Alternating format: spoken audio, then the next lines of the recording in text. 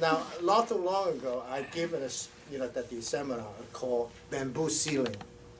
Bamboo ceiling is another term that applies used to glass ceiling for all the minorities and ladies. They can see but cannot touch because the glass ceiling prevents you to climb up. Bamboo ceiling applies to all the Asians. The Asians cannot climb up. There's Asians total population more than 5% of the total United States. Yet, if you go to all the major 500, the Fortune 500 companies, less than 2% are Asians on the top making decisions. Why? Because they think the Asians are too shy, things are too good, want to be part of the mainstream. So it's conflict, or it's not capable.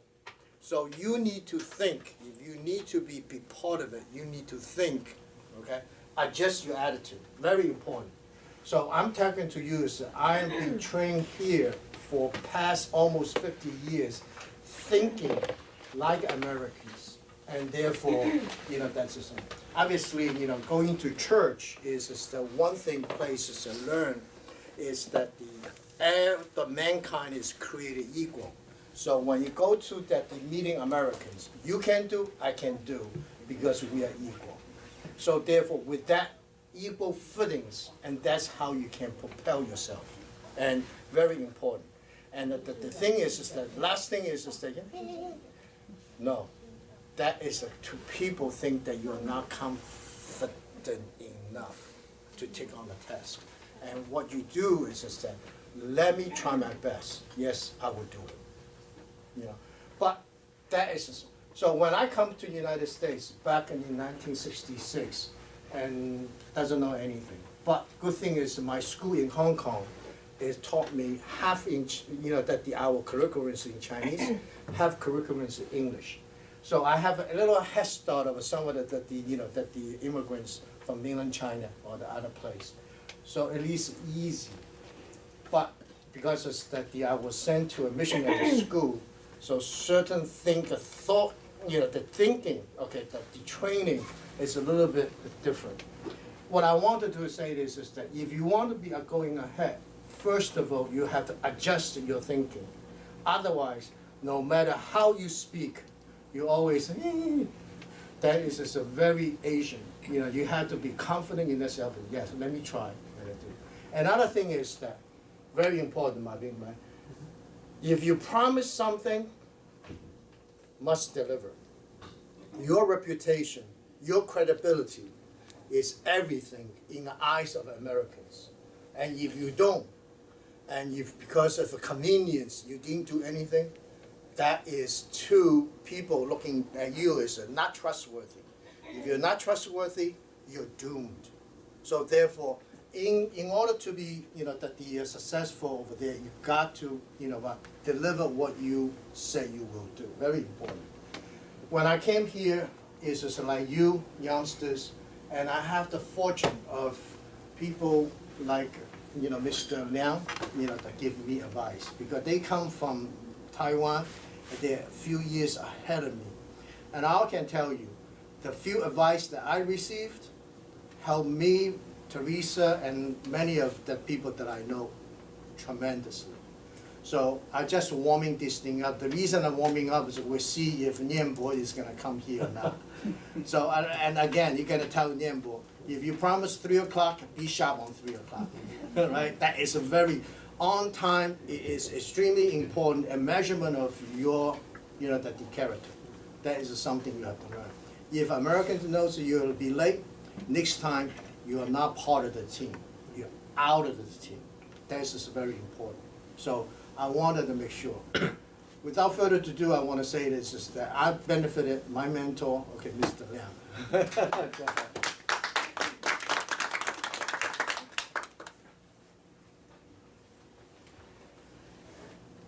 I want to thank you all for coming, so we have an opportunity to exchange ideas and ask questions. Even now, I think I'm still in the learning process. I need to learn as well, just like you continue to learn. I was born at the beginning of the Sino-Japanese War. And during the war, my family lived in Shanghai.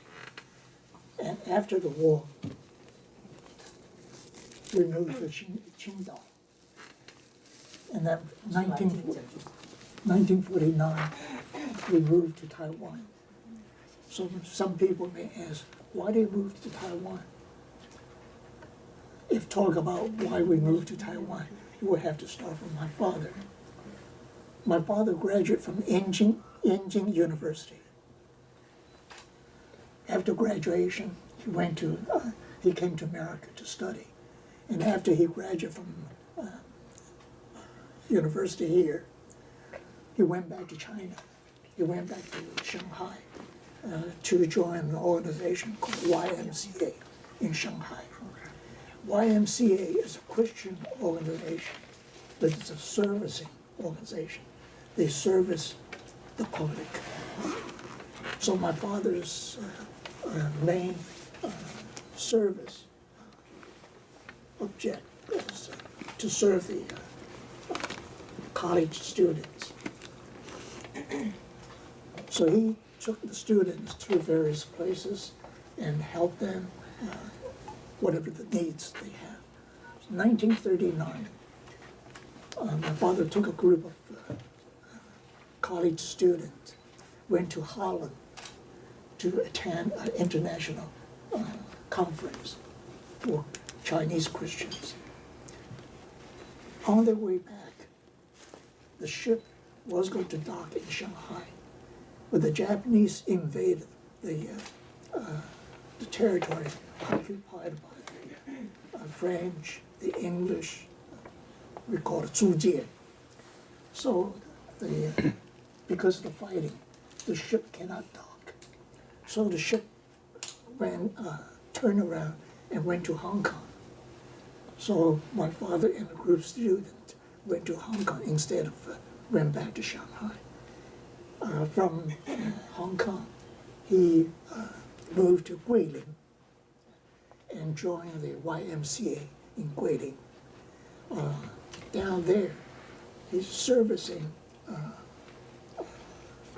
mainly to the refugees from the war area. There's a lot of refugees came from the Japanese occupied territory. So his main work is helping them to settle down. And then he moved to Chongqing. There he joined another organization. It's a government organization. It's called 善后救济总署. 善后救济总署.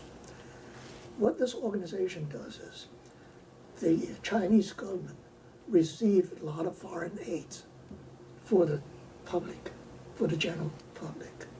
So this organization distribute those foreign aids to the refugees. This is what he did throughout the war. And then at the end of the war, after the war, there's another organization in Qingdao. It's a garrison headquarters office. It's called Qingdao Jingbei Sling. Qingdao Jingbei Sling. It's a military garrison district. In northern China, after the war, there's a lot of Japanese living there. Some are just civilians, some are soldiers. And those people needs to be sent back to China, to Japan. We call it repatriate, the Japanese. So what they did was the Qingdao Jingbei Sling is responsible for gathering all these Japanese from all over in the northern China to Qingdao. Qingdao is a deep sea harbor. And then once they're in Qingdao, the American Navy will provide ship to send these people back to Japan. So they invite my father to join them. The Qingdao Jing-Bei they invite him to join them to serve as a liaison to discuss with the United States military for all the logistic arrangements. So this is what my father did there, because his job requirements. So they gave him a title as a Major General, Soldier. I think, even though he's not a soldier, but they gave him like a glorious title, so it made it easier to negotiate with the Americans. So that's what he did for all these years. In 1949, because he's not a soldier, he felt, because his relationship with the Chinese military and the United States military, so he didn't feel right to stay behind. So he took the family, went to Taiwan. That's how we went to Taiwan. And I finished high school and college in Taiwan, worked for a year. 1963, my wife and I flew to San Francisco.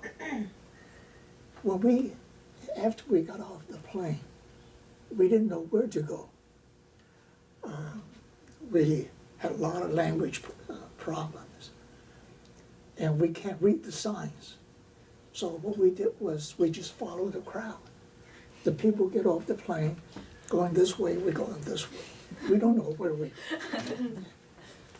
So as we walk, a Chinese came to us. I think he's 30-something. It's also probably one of the students came to the United States to study, but before us. So he came to us. He said, "Did you just got off the plane?" We said, "Yeah, we just got off the plane." He says, "Is there anybody come to pick you up or help you out?" We said, "No, we don't know anybody." He said, "Where are you going?" We said, so I told him, I said, "I have to go to Missouri to attend school there. And my wife has to come to New York City to attend school here." So he says, "How are you going to get me?" I said, "We already bought the Greyhound bus ticket. So we're going to take the Greyhound bus from San Francisco to Missouri and to New York City." He shook his head. He says, "You know how far it is?" We came from Taiwan. Taiwan is a small island. From north to south, if you take the train, a couple of hours. So we really don't have the idea about the distance. So we say, what's a big deal? So he was very kind. He says, "All right, since you don't know where you're going and no one is helping you, let me try to help you." He said, "I came to pick up someone, but that person apparently didn't come. So instead, I'll take care of you." So he took us to the city and arranged us to stay in a hotel overnight. And then the next day he arranged for my wife to fly to New York. And I will still take the bus because boys are tougher. So he took my wife to the airport. So we sent our wife on her way to New York City. And he also took me to the bus station. So I get on the bus, travel to Missouri. I enrolled in a school called the Missouri School of Mine in Raleigh, Missouri. It's a small town. So after 3 days on a Greyhound bus, we arrived in a small city. It's called Springfield, Missouri. Springfield is a small town, but it's a transit town. So I have to switch to a different bus. So the bus driver told me this is the place where I have to get off. and then wait for the next bus to go to Raleigh, Missouri. So I got off the bus. The bus traveled day and night. So when I get to Springfield, it was midnight. And the town is like, everything's closed. There's no bus station. There's a coffee shop also served as a bus station. But the coffee shop and the bus station is closed. So I just stood at the street corner. Again, I don't know where to go. In that moment came a patrol car, a black patrolman sitting in the car. He drove to the side of the street by me. He asked me, "What are you doing here?" Because the street is so silent, there's nobody there. Just one person standing there, and it's not American. So naturally, he was suspicious. So he came to me to ask me what I'm doing here. So I told him, I says, "I'm going to school, and I'm waiting for the bus to take me there." So he asked me if I know anybody here in Springfield. I said, "I don't know anybody. It's in the middle of the night." So he thought about it, and he said, "All right, why don't you come to my car, get in my car." He says, "Since you have no place to go, and this is the middle of the night, it's kind of little cool because it's already September." So I got into his car. He says, "What I will do is, you follow me, you go with me as I do my patrol. And then when my shift is done, I drop you off back here." So that's how I spent the night in the patrol car with him. So in the morning, his shift is finished. So he dropped me off at the coffee shop. And after a while, the coffee shop opened. So I got some food and I'm waiting for the bus. The bus won't come until about 5 o'clock. Because Raleigh is a small town also. There's only one bus a day. So I wait until the bus came. Then went to Raleigh to attend school. It was Thanksgiving. Just before Thanksgiving, I arranged to have a ride to New York City to see my wife.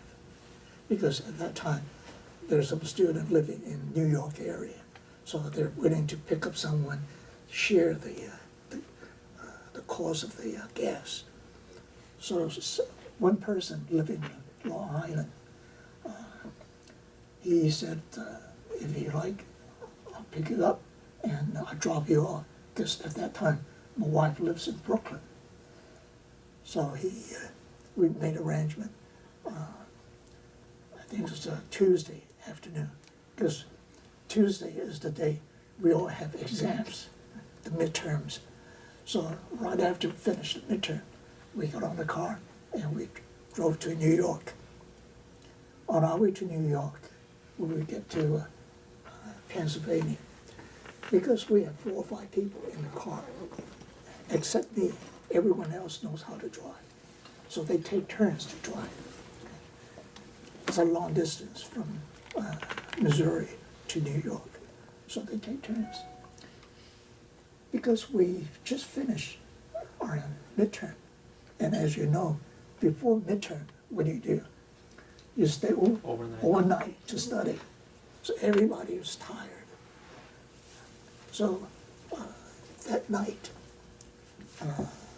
when the person who was the driver of the car fall asleep, and unfortunately the car crashed.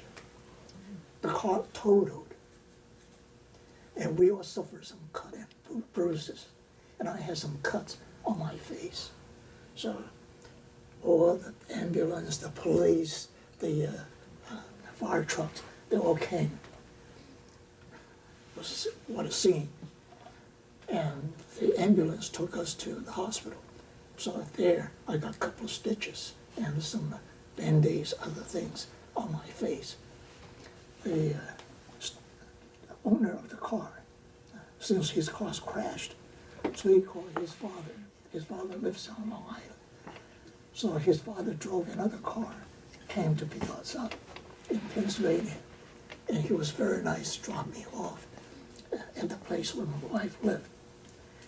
When I knocked on the door, my wife saw me with all the band-aids and so forth. It's like soldier just came off the battlefield. So she was very sad instead of very happy. So we discussed. He said, we can do this. You have to transfer back to New York. So at least we're together. You don't have to travel. So it just so happened. She lives in a private house, rent the basement apartment. It's a studio apartment. And the landlord knows the dean of City College Engineering School.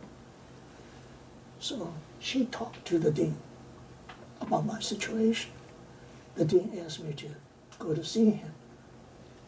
I have a copy of my transcript, so I got my transcript and went to talk to him. And after he saw my transcript and we talked, he accepted me as a student at the City College, just through this interview. So after Thanksgiving, I went back to Raleigh, Missouri to finish my the semester. And in Christmas time, again, I took a right and drove to Brooklyn again. And from there, I don't need to return to Missouri. So starting January 1964, I enrolled in City College Engineering School. When I was working in Taiwan, I was working for an engineering consulting firm for a year. So before I came to the United States, the president of the company wrote me an introduction letter, asked me to come to New York, see a person, because they have a partnership with another engineering company in New York City. So he asked me to see a person in that company. So when I started studying in New York, I took the letter and went to see this person in the letter. And after we talked a little bit, he hired me as an assistant in the engineering firm. So that solved my work problem, because during that time, all the foreign students who came try to find work, and most of them have problem finding work, and some find some work, because at that time there's not that many Chinese restaurants. So if you do, you just go to the American restaurants. I have one. You just go to the American restaurants. When you go there, what do? Washing dishes. Okay. Do those manual work. Very few knows how to be a waiter. So it's funny. When I was in Raleigh, just before the holiday time, the seniors, the Chinese student who came earlier than we are, taught the young guys how to topan, how to handle those heavy plates. So I didn't have to find any work in New York City, because it's like the work is waiting for me to take it. So I worked there, and during the day I work, and at night go to school. After I finished school, I switched 2 or 3 jobs, and then finally wind up working for a bank. when I was studying at college, I took a class called machine design. The professor, he's a very good, he studied in Germany. He said something I always remember. He says, when you do machine design, make it simple. Make it simple. He said, if there's a machine, if there's no moving parts, the machine won't break. The machine has a lot of gears and pulleys, a lot of things. And those things are rubbing against each other. So naturally, after the time, they start wear out. Okay? So he said, if there's no moving parts, the machine won't break. So make it simple. I always remember. So when I was working at Power at the bank, how I got a break was using this principle, make it simple. What happened was at that time, the bank is going through a conversion. They bought us out software from outside, but still they have to make some modifications. So the project leader, not me, the project leader, he took the project, he took it apart, and then tried to put it together, add a lot of bells and whistles into it. So when the first day put up, try to run it, in live operation, crashed. And after that time, just keep on crashing. So the bank was very unhappy about this situation. So finally they asked me to take over this project. After I took over this project, I also took it apart. But when I took it apart, instead of a fix, I break the software into small chunks based on the function it should be doing, and also based on the schedule, because not every function is needed every day. For example, at that time, the savings account needs to calculate and credit interest. They still do now. Interest calculation and crediting is done once a month or once a quarter, depends on the account. So you don't really need a software sitting there waiting to do the interest crediting. You only do it once a year, once a month at the end of the month. So I took it apart. And then whatever things it's not needed for the daily operation, I took it apart. When the software took it apart, becomes smaller chunks, it's easier to understand, easier to maintain, easier to test. So once it's done, it's very solid. Because we go through a lot of testing, because it's small, it's easy to test.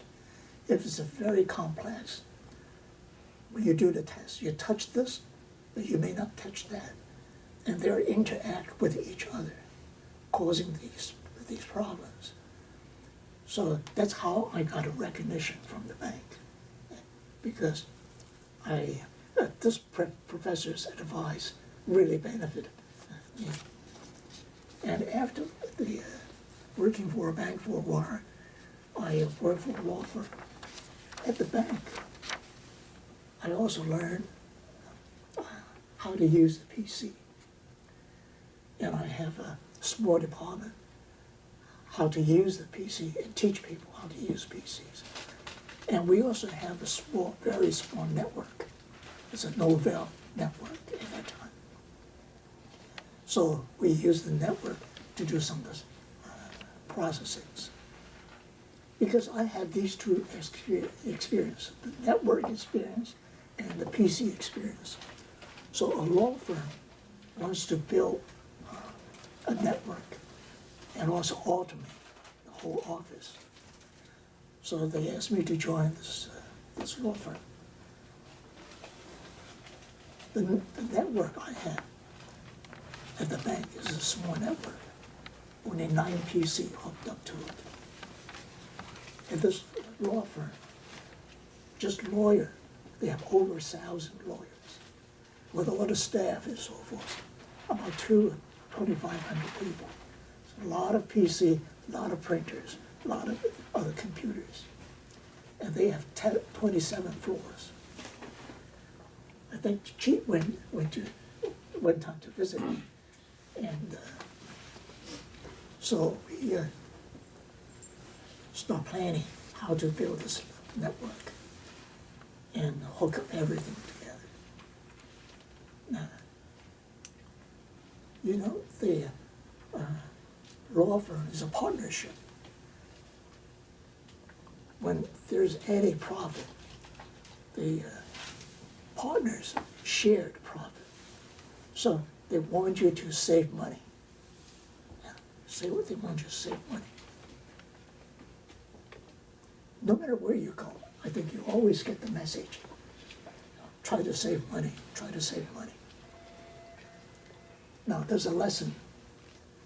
If money has to be spent, you gotta spend. Because if you don't spend the money, the problem comes out. You get a bad reputation. They always remember your bad reputation.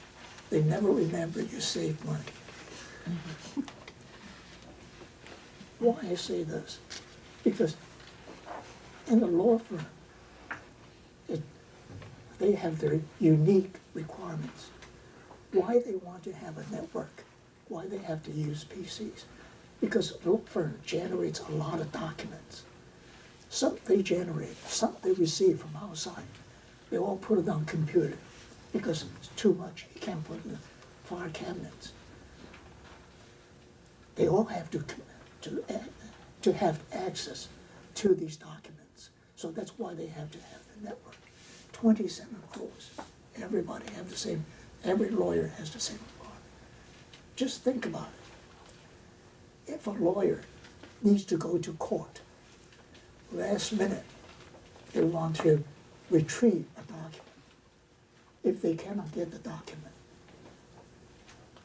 they can't tell the judge, I can't get the document because the network down. No way. Okay. Or if you're in the middle of a $1 million deal, doing the contract, and they want to get the previous version of the document to see what it is, if the network is down, the CEO is in your office, conference room, waiting for the document. What do you do? So the network can never go down. If it go down, it has great effect. So in designing the network, we decided everything has to be redundant. What does it mean? Everything has to be redundant. 27 floors. You have to have a line from the top all the way to the bottom. We used fiber at that time. That's not very cheap setup. Fiber is very expensive in early 80s. We decided to use the fiber as the backbone.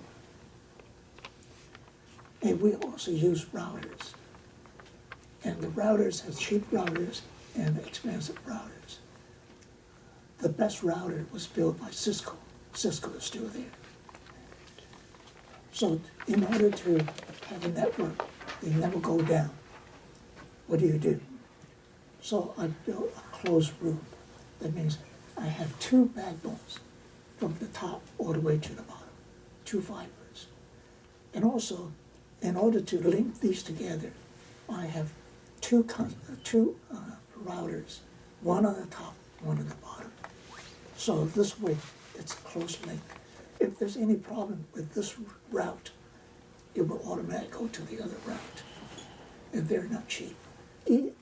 Just the router itself, at that time, in the early 80s is about 50,000 a piece. And a personal computer is about $2,000 each. So it's a very expensive thing.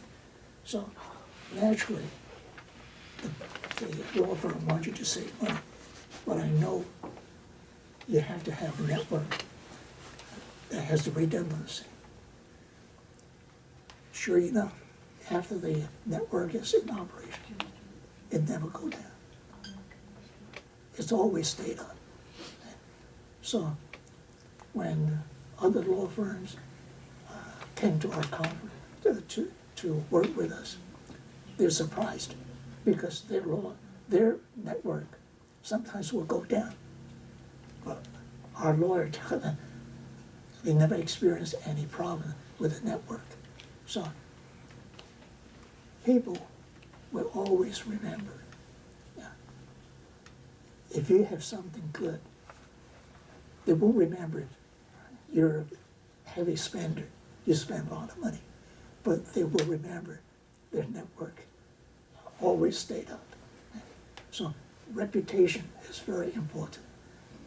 You guide your reputation to the utmost, because if your reputation is good, everything is easier. If your reputation is not good, it takes a long time to earn a good reputation back. So that's all connected. After the law firm, I worked for a construction company. During my career, I have worked for people, and there are other people working for me. There's one thing I do. I consider myself as an ideal man. I always have some ideas how to do things. Actually, it's from very young. I think God gave me this good mind at that time. I'll give you an example. When I was in middle school, at that time, I think it was Chusan Middle School, I joined a church. The church was run by a missionary. The wife of the pastor one day asked me to help with the Sunday school. She said, "You come to help with our Sunday school as our Sunday school secretary." I asked, "What does a Sunday school secretary do?" She said, "There's some preparation work needs to be done. So when there's a Sunday school class, they have all the materials, they have all the pencils, they have all the craft papers and so forth." And one other thing, in order to attract the people to the children to come to the Sunday school, because children's Sunday school, they gave out at that time in the early 70s. At that time, kids don't have toys. Don't have toys. Anything pretty, it's very attractive. So the missionary got some used Christmas cards from the United States. So their friends, their church, gathered those used Christmas cards and sent it to Taiwan. So this missionary, the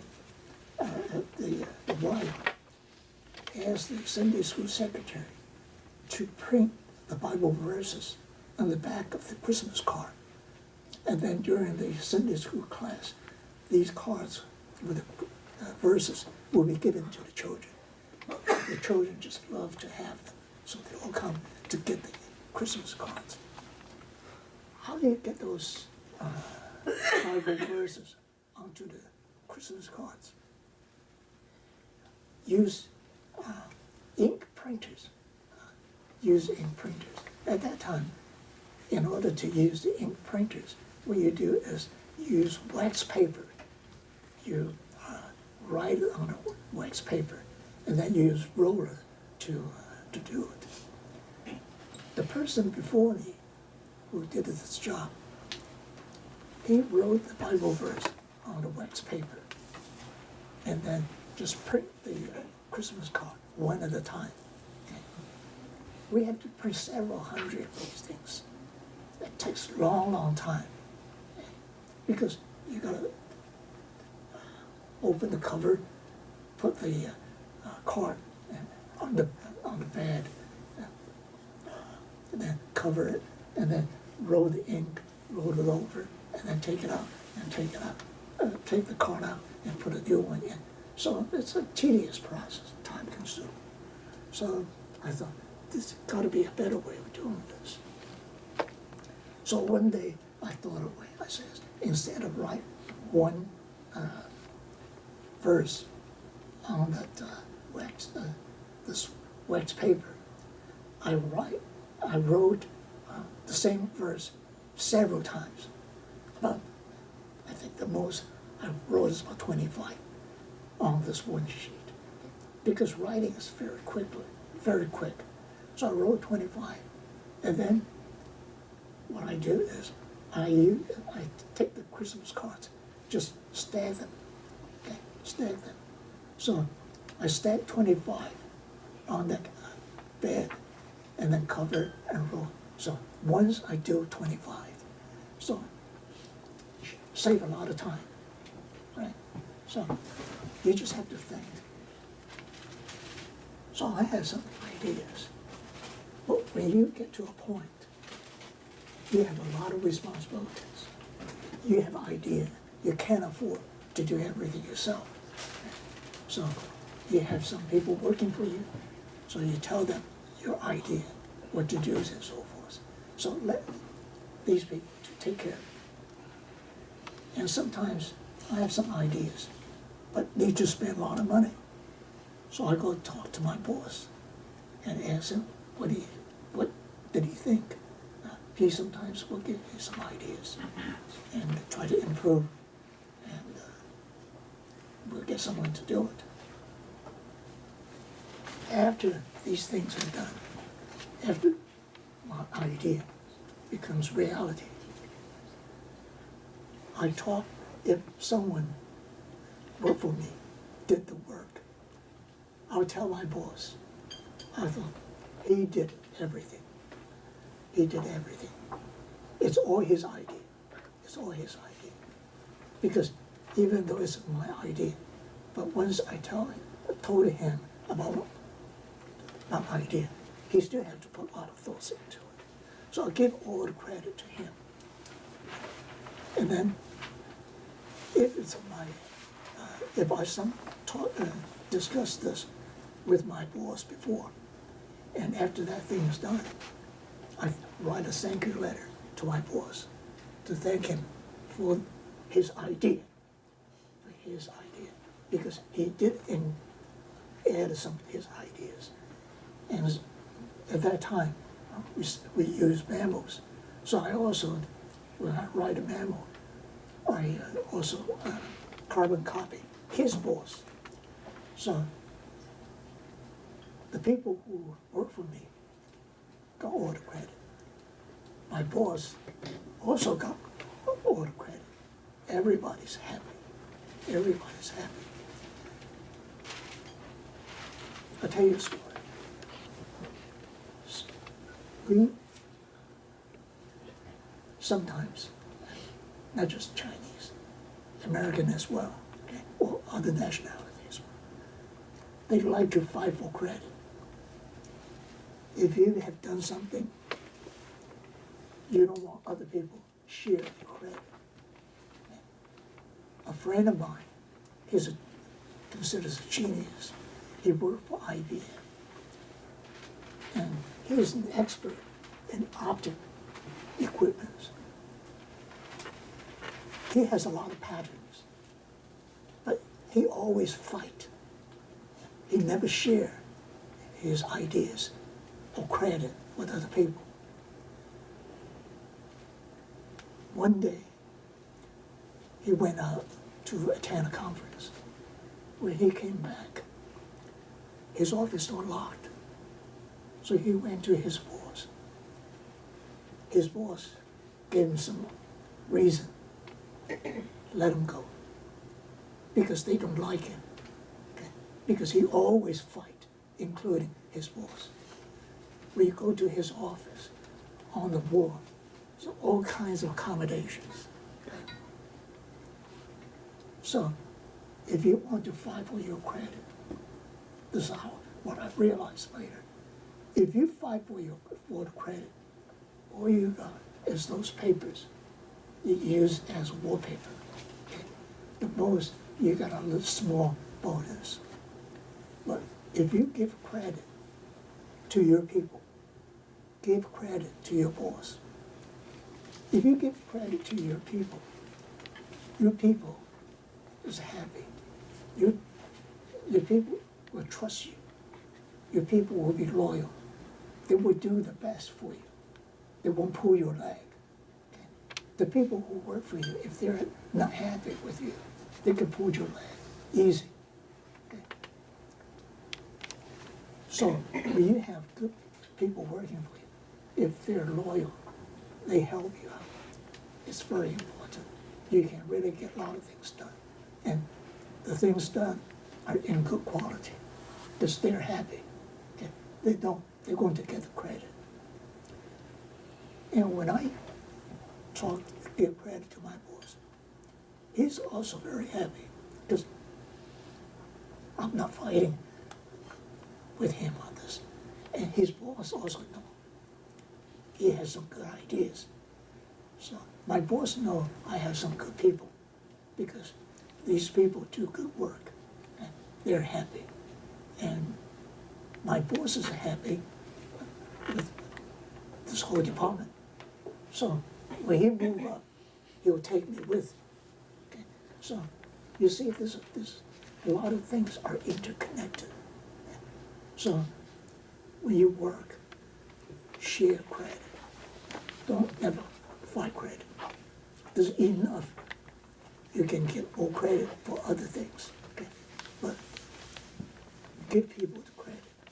That's the other thing that I have learned. So throughout my life, as I prepare to share these with you, I just think throughout my life, it seems always there's some force there to lead me, to pave the way for me. In 2004, I have a heart problem, which is heretic. And my health was really bad. So the doctor told me, says, the only option you have to gain the strength back is to have a heart transplant. So I went to the hospital to go through the examinations and so forth in order to get my name on a waiting list. So after I gone through many tests, they put me on the waiting list. 2 weeks later, they call me and they say, there's a heart waiting. If you like, you come to the hospital. So I went to the hospital and they gave me the heart transplant. Now, 2004 to today, there's over 10 years, and there's still, I have this transplanted heart. That saved me. I stayed in the hospital for 3 weeks, and when I was discharged from the hospital, I walked from a hospital room to the waiting car myself. I don't have to go through, I don't have to take the wheelchairs and so forth. So all my life, I just felt there's a force that's helping me. That force is really God. He loves me, and He helped me all this way. When I get off the airport, someone's there. When I'm waiting on the street, at the corner, someone's there. When I have accident, someone's there. When I need work, work is there. When I have to do some work, requires some good thinking, he gave me a good mind. So everything that I have experienced, I think it's all from God that he gave me. God is love. He loved me. He loved everybody. So I share this with you. I hope one day you would know him as well. Know the God that will help me. Because he helped me, he can help you as well. Not only he help us as we live on this earth, because I know he's with me all the way. And I know even after I leave this earth, I will still be with him to eternity. So this is his promise, not my promise or my imagination. That's his promise. If he's God, he never lied. He will deliver what he promised. So I hope you will have a good life, just as I had a good life as well. Now I want to take some questions. Anybody has any questions? Hi, Mr. Liang. I think I learned a lot from your from your lecture. I do have a question about sharing the credit, because in Chinese culture, where I come from, we are more likely to be educated, to be modest, and always give credits to the other people. But I think that in America, I've been taught to be more proactive about what we are trying to do, and be confident about what we have done, and not be ashamed of telling other people our own achievements. So how do I find the balance between the two cultures about this kind of issue? Okay.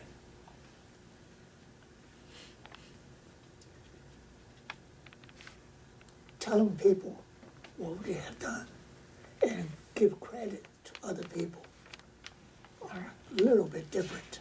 Okay.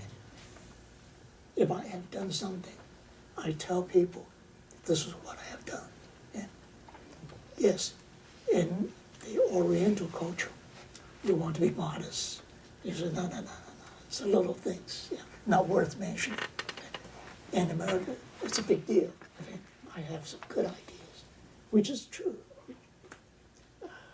That's why the Americans, they always have encourage people to have good ideas.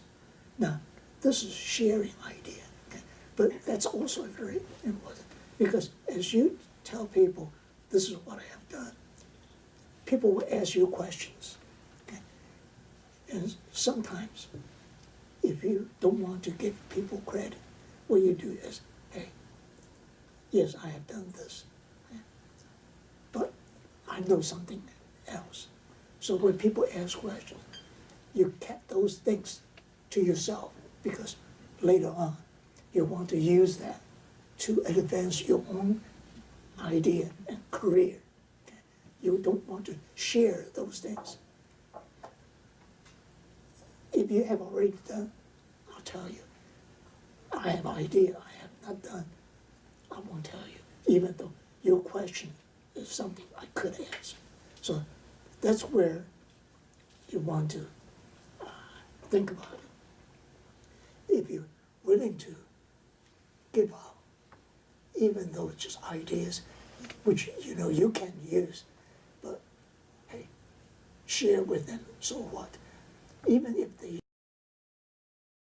use your idea, there are other ideas. There's plenty of ideas. Okay? So you never want to fight ideas, because I think when you give out ideas, give you the energy, give you the motivation, give you the challenge to find other ideas. So that's the difference between share ideas and kept the ideas to yourself, or not telling people what you have done. Okay. Did I answer your question? Yeah, I think so. Yeah. Thank you. Just wondering, just now, because you mentioned about, so seems like at every stage when you encounter like difficulties, God prepares you and prepares someone to help you. And I'm just wondering, so let's say if there are I'm pretty sure there are circumstances like you've encountered when you feel like you are lost, or maybe you don't know what to do. And so between the period of you are lost and someone coming to help you, like during that period, what are the advice that you like to give to youngsters or like people here? Okay. People always tell other people their success stories, right? They rarely tell them other people their failures. Right? But in reality, we all know we have success, we have failures. For example, I have gone through many different jobs, okay, different companies. But I also have times that I got laid off. I have no job. Okay. So during that time, what do you do? Okay. I mean, inside, you're just wondering, what's next? What's next? Especially if you are idle for a long period of time, you get discouraged, or sometimes you get depressed.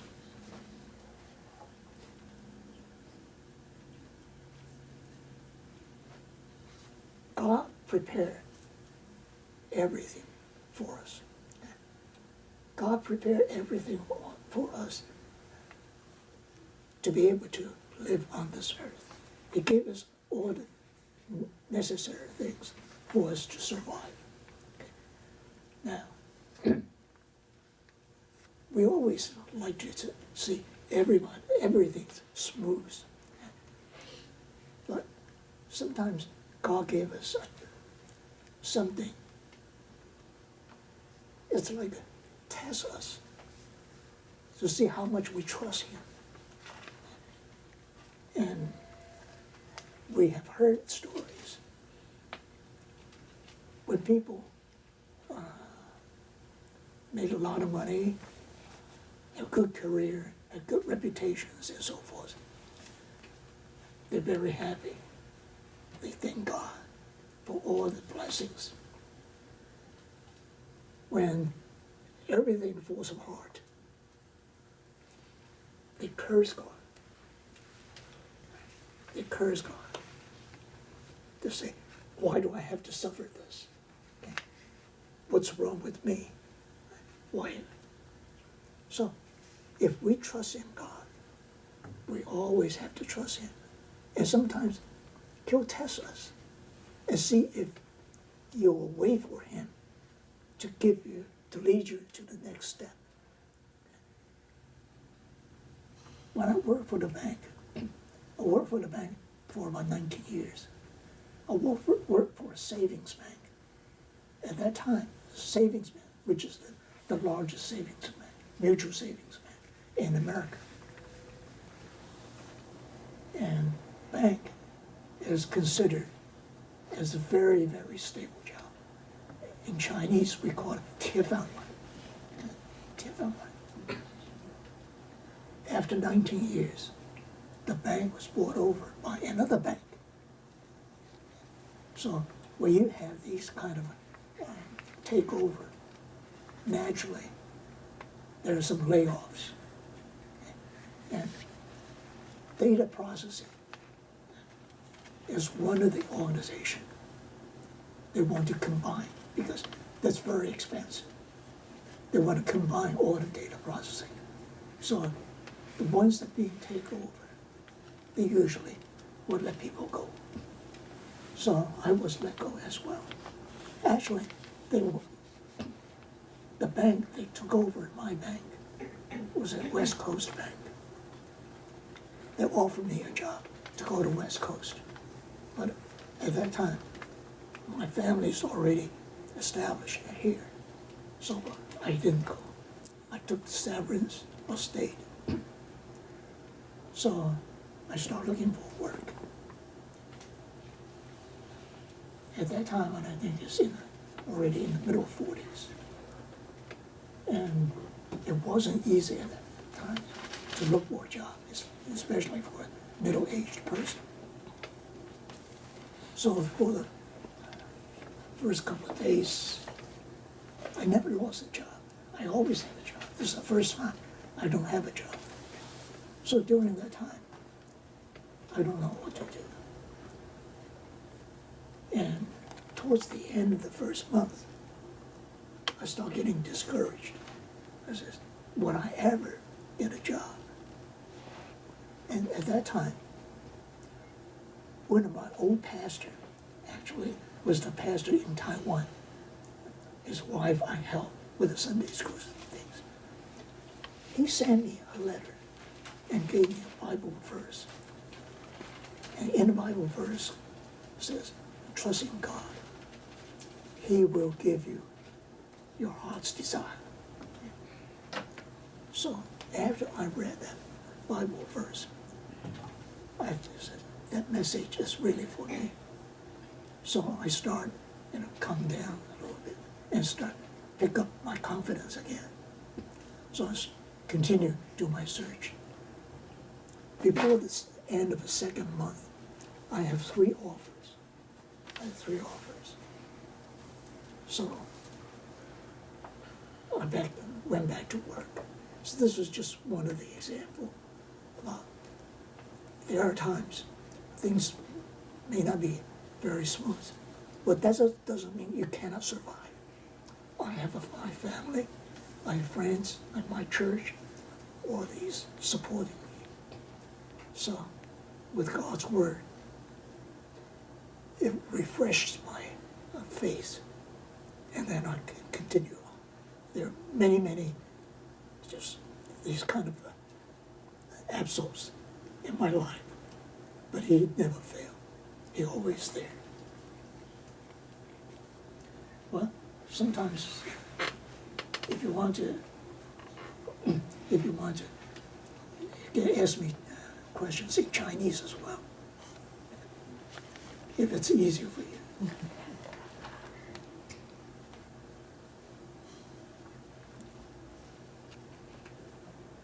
Any other questions?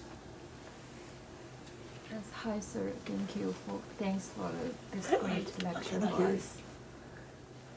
Could you speak a little louder? Okay. Firstly, thanks for presenting us this great lecture, and I have a question about, it's just my confusion about my social life here, because I'm just an international student here for 3 months, so sometimes most of my classmates, they're Chinese, so we speak Mandarin almost a day and days, and so I want to practice my English speaking with some local Americans, but I found it's very difficult. Sometimes it's a little bit difficult for me to break into their social circle, about their local American circle. And so maybe sometimes I have to be with my Chinese classmates. And I found that most of my Chinese fellows, they prefer to stay in the comfort zone and to stay with Chinese. They don't want to make some changes about their social life here. That's a question, I think, even though you may not have asked this question, in the back of your mind, you probably have similar questions. One, we're not mingled with the Americans. One of the reasons is the language. The language. Yes, sure. Okay? because not just for social, including your career work, English. Since we're here, if we want to live here, work here, study here, make friends here, we need to spend time to improve our English. I'll give you one example. When we came, many years ago, when we came, we were all very lonely. We were all very lonely. Okay? We don't know many people because there's not many Chinese here. We are very lonely. So most Chinese, just like you said, they mingle together.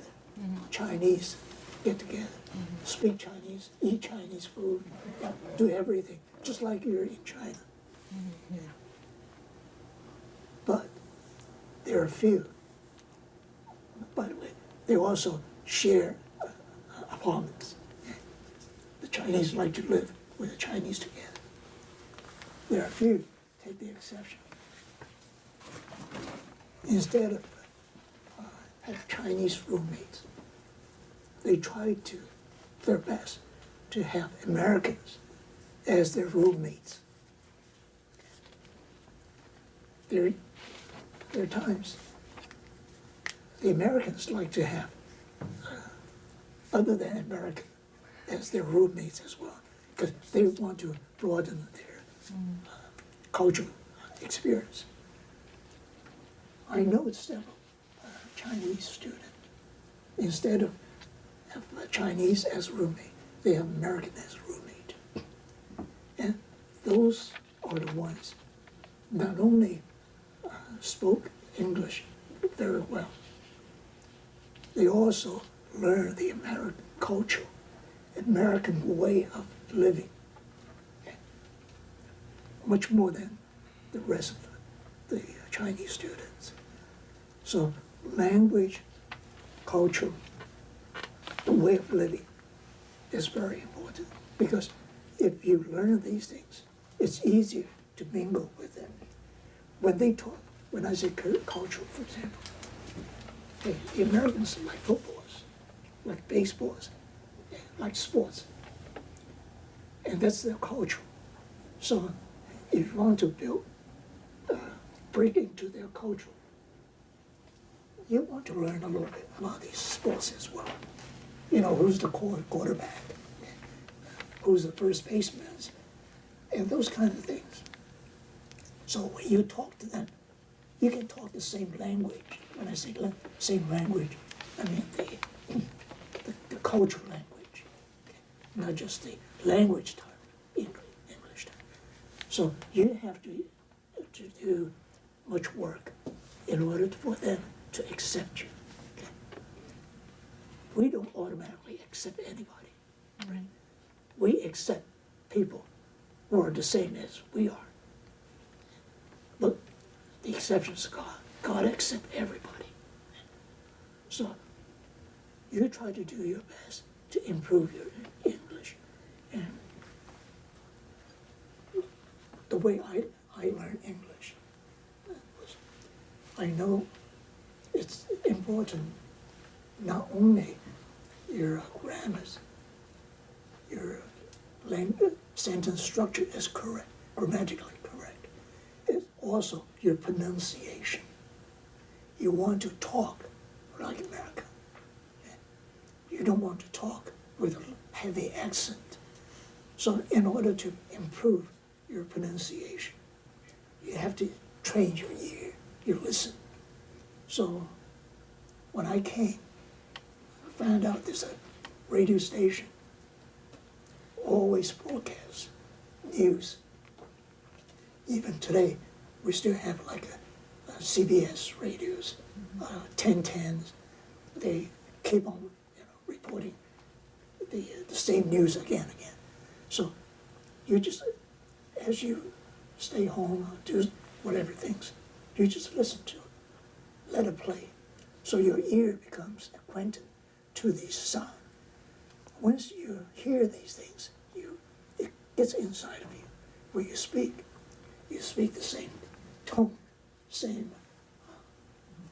as the American way. So there are many ways you can improve yourself. Okay? And one of the things is, how do you make friends? Okay? The best way to make friends is to helping people. You go out of your way to help people. Again, I'll give you an example. When I was at the law firm, there are many partners. They're not young. The partners usually are like over 50s at least. So as you know, when you get older, it's hard to learn new things. So these people, they never learn how to use PCs, how to solve problems. And sometimes they find PC is useful, so they buy one for their home. At that time, I was in charge of the whole IT area. So when they have a problem, they usually call me. I have two options. I have people working for me. I could send someone to help them, or I can go up there to help them myself. If I can, I always choose to go myself to help them. I know they probably don't like to have someone, a low-ranking employee, come to their office to help them. So I know they're thinking. So I says, yeah, fine, I'll come up to help you out. So this is personal, okay, one-on-one, personal. I don't have to do it, but I go out of my way to help them. Okay? And sometimes they have problems. They have a computer at home, they have problems. They ask me, what do I do? I says, all right, let's do it this way. Next time when you come, bring your computer with you to the office. Okay? They usually just drive to the office. Come to the office, bring your PC, and let me take a look, see if I can fix it. If it's too heavy, it's not convenient, let me know. I'll come to your house to help you out. I try to go out of my way to help people because I'm in charge of IT. I want to promote IT. I want people to be able to use the IT to the best. Okay? So by doing this work, I make friends with them. And sometimes I have needs as well. So I can go to them and they will help me out. So it's a two-way street. But you have to take the initiative. You take the first step and they will follow you. So Can I say something? Yeah, Master Liang. I think to take initiative. And your name? Minty. Oh, Minty. Oh. Hi. Hi, nice to know you. Nice to meet Minty, you. right? Yeah. Well, I think by you asking this question already, you realize that this is something that we need to deal with. Yeah. And I hope that I have the same kind of thinking, when I was young. When I first came over from Hong Kong, I just, always, with Chinese people, always from Hong Kong. Only those who speak Cantonese. Okay, I feel so happy and so, comfortable, and I like, basically be around. But to the extent that, it actually, it becomes a hindrance, later on in my career. That is, when I grow up, since I decided to stay in the state, but then I do not know how to communicate with the American, particularly the language English. 14 years ago, I retired, okay? My English is much better than now than 14 years ago. Even though I work among it's an American country, company, right? And after I retire, I only deal with Chinese people. But I start to not be afraid to speak up or speak in English. And my English slowly, improve a little bit at a time. Okay. Well, the problem here now is that I consider myself very fortunate that I can retire when I was only 54. But on the other hand, if at that time, when I was young, I tried to do something or face this problem, which she actually is doing that, has always been doing that. He particularly is Italian or Irish. He just, can be with them, okay? Now, with you asking this question, young people, young students coming over, facing the reality in the sense that you're here, and if you want to continue to be here, that becomes a problem. Not a problem, an issue that you have to deal with. And I, unfortunately, do not know how to deal with it. And unlike, Qi knows how to deal with it. So that's why he's more successful. What I'm saying is that take the initiative, don't be afraid, don't feel you are different from them. You just go to them, and they respect you. The more you exert your confidence, the more they respect you. Actually, they're very interested in what Chinese, in our culture, and the Chinese way. They want to learn that too. They're happy, more than happy to have a Chinese friend. I think the young student now, let's say Yu Tong and Yilin and yourself, deal with this problem and more outgoing, and with American, not be afraid to have American friends. Not to say that you will lose your Chineseness. No. He and myself, basically, we retain a lot of Chinese words. Okay, a lot of tradition. That's not going to gone. And you won't be like now you become a Western man. No. I think he probably has more to say. No, only reason is that just like that. It's two-way street. You don't take and take and take. You got give and give.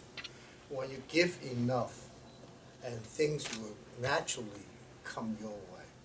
So as part of the giving, I need to go to a christening of a friend of mine, an Italian in Staten Island, and the christening is starting 5:30. So I have to leave in 5 minutes. So I just wanted that excuse myself, my wife and I. But before I leave, I just wanted to say this, that if you listen to Mr. Liang carefully, he's saying that don't make things complicated. Make things easy that you can handle. And also, your reputation is utmost important to you. People looking at you of little things that you do cumulatively, and now that they see who you are. So therefore, keep your promise and able to come out, show your friendly face, helping others, and build up an image people build up. And I have an old boss. That's what he said. Your eyes and everybody's eyes are like camera. Every day they are taking pictures.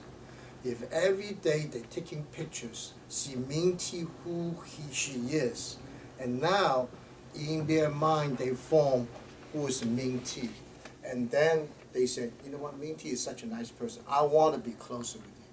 So therefore, your reputation is important, and your reputation is that sometimes is that one small mistake can ruin the whole thing. So this is what my old boss said. You can do everything you like to do. But if certain things you're afraid to be published in front of a newspaper and you are concerned about it, don't do it. Which means is that you're free to do what you can, but if you think that what you did is gonna be put on the newspaper and you will not feel comfortable, then don't do it. What it is that you gotta train yourself. There are some decisions you have to make, and then you will always make the right decision. In that case, it's years of practice. Many times I made a mistake. From the mistake I learned. The only thing is that you make one mistake, learn from it. Don't commit the same mistake twice. So that is just important. Another thing is that the share the credits. Share the credits, what I think is your confidence. If you're confident about yourself, you don't mind to other people take your credit. That's okay. But if you're not, then you want to gain, you take. What the end result is to lose. So Berber says, in the Bible he says, it's the blessing to give, okay, than to receive. The ability that so long that you can give, okay, that means that you always thinking that yourself are better, so you're able to helping others. So give is very important. And the most important is to learn the culture and the English, because it's very important. And also learn, from others. I just might as well, besides, talking about the football things, food is become a very common denominator. You're talking about food, people start to, they're joining you. So I'm gonna have some Italian food in about an hour. And please continue. I wanna thank Mr. Liang for all this. Okay, thank you. Okay, we're gonna leave. Thanks. Thank you for coming. Any more questions? If not, if you allow me, I'd like to say a prayer to ask God's blessing. This time, I think I'll do it in Chinese, even though this way one person may not understand. I think we all understand Chinese better than English. 天父，感谢你让我们有一个机会能够在这个地方，也让我能够有机会跟他们一起分享你在我这一生里面都与我同在，都保守我，引导我前面的道路。天父，我们把这在这座的每一位也仰望在你的手中，愿主你赐福给他们每一位，就像你赐福给我带领他们一样，使他们这一生能够有你在那地方为他们的主。也让他们在这一生的时候，能够就是在你自己的保护、带领、看顾之下，得到你自己的爱护。天父，不但是在今生，他们能够得到你自己的爱护，得到你的同在，其实在他们离开世界，也能够永远的有你的同在。愿主看顾，愿主保守。我们感谢奉主耶稣基督圣名。阿门。谢谢。